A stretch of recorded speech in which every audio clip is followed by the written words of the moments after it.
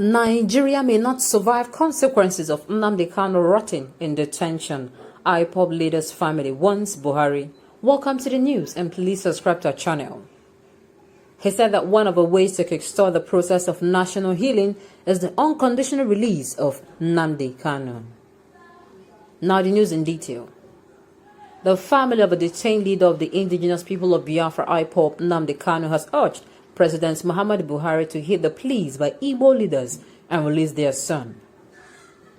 A group under the aegis of highly respected Igbo greats, led by First Republic parliamentarian and Minister of Aviation Bazulike Amechi, has visited Buhari on Friday and demanded the release of the Ipob leader.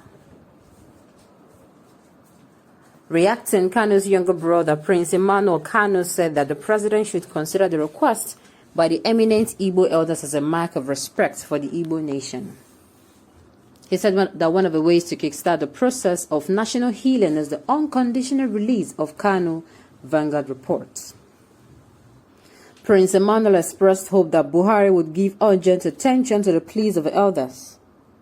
Adding his voice, Kanu first cousin, Mr. Chijindu Ofor, urged the president not to throw away the passionate appeal by the elders who represent the entire Igbo race. Ofor said that the immediate and unconditional release of Kanu had become necessary because of his deteriorating health. He raised fresh concern over Kanu's health and safety following the alarm by Kanu's lawyers on Thursday that he was subjected to harsh, degrading and inhuman conditions in detention. Ofor said that Kanu should not be allowed to die in detention or be incapacitated, warning that Nigeria might not be able to contain the aftermath of any such eventualities. I appeal to the federal government to listen to the voice of wisdom and allow my cousin, Mazin Nnamdi Kanu, to go home so he can attend to his failing health. Nigeria may not survive the fallout of anything unto what's happening to my cousin. So why not save the country such needless pains, he said. First of all, if this is how, your fundamental rights can be entrenched on, then I keep asking, what is the fate of we, the average citizens of Nigeria? You are going to be oppressed and you run to the law. And here and then, even while you are in front of, the law and the court of law, your rights are continually being infringed upon. Now I'm going to ask, what is this man's crime? To the best of everyone's knowledge, except those who choose to be gullible, this man has done no wrong. The only thing wrong he did was expressing or airing the opinion of his people. That is it. These people have been saying it. It is not like he paid them to say their pain. If you are in pain, would you need to be paid before you say you are in pain? No. With everything happening in Nigeria, do they need to still bribe you to say the truth? No. It is simple. These people have been marginalized, they have been intimidated, they have been oppressed. And in fact, it continues on a daily basis. In fact, it is like the more they agitate, the more the intimidation and the oppression continues. So I do not understand this man's crime. And you cannot be saying you want to call for negotiation or dialogue without this man being released. Like the first step towards the negotiation or the dialogue is that this man is released unconditionally. And is released on time too. Because he is now feeling so uncomfortable. He's now believing that what was done to him, the substance that was injected into him is affecting his health. Why not allow him? I still don't understand why. Even the judge that was assigned to his case, sincerely, it is a call to all who everyone will not last forever in power. You cannot be a champion forever. You are going to bow out. And the measure you give when you are in power is the measure you are going to receive when you're out. It is also a national law that the measure you give is the measure you're going to receive. So if you are biased, if you committed injustice and allow an oppressed person to keep, to continually being oppressed, in fact, you oppress the person the more using your office, you're going to face same. No matter where you run to, if you like, fly outside the country, those places you are going to, those have laws there. Sincerely, I do not know why this present administration has chosen not to choose the path of peace. This man, it is very, very easy. Once this man is released, and you call for negotiation and dialogue, I tell you, these agitations will drop to 70, like it will drop to 30%. 70% of your agitation would have been calmed down.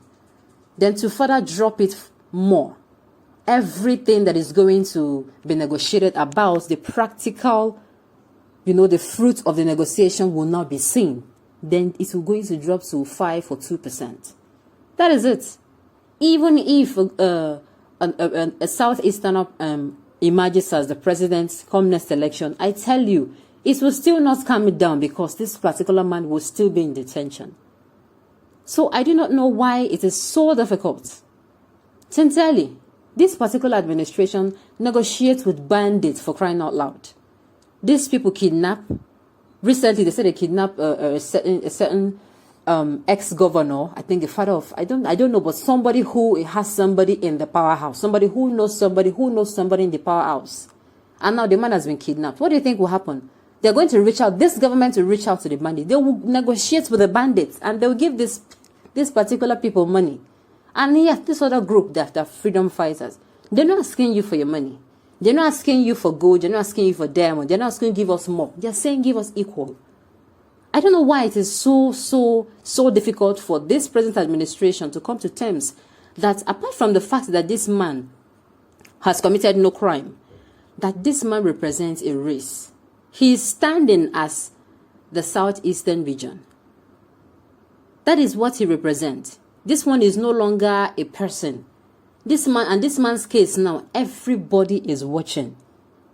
The international community is involved in this particular case. That is why Nigeria as a whole should tread with caution. If this country now, or this present administration now, really has the interest of Nigerians at heart, sincerely, they will deal with this case in such a way that is not going to affect Nigeria as a whole. They're not going to allow their prejudice drive the country into more terror than it is now. Sincerely, I keep asking myself that amidst everything going on in the northern region, every time we hear boos, every time. If it is not the bandits attacking, it is the Boko Haram that is attacking. If it's not the Boko Haram attacking, you find the ISWAP. And I tell you, these people, the government, this current administration, they make it seem as if these people are less, they are so, like the security and life of property of those in the northern region now. They feel like it does not concern them. All their attention is focused on the indigenous people of Biafra. If they sneeze, they'll say, oh, these people have sneezed again. Why? Sincerely, every right, every duty, every function, the first foremost function before any other function of any government, be it federal, state, or local, is security of lives and property. And if you fail at that particular duty, I tell you, it is going to be very difficult for you to get any other place right because it affects the whole. It is like the macro of the micro. So I just hope the federal government listen to these people and choose the path of peace so that Nigeria will become a place habitable for the citizens of Nigeria. On this note, we have come to the end of the news. We say thank you for tuning in to listen. Until I come your way next time, enjoy the rest of your day.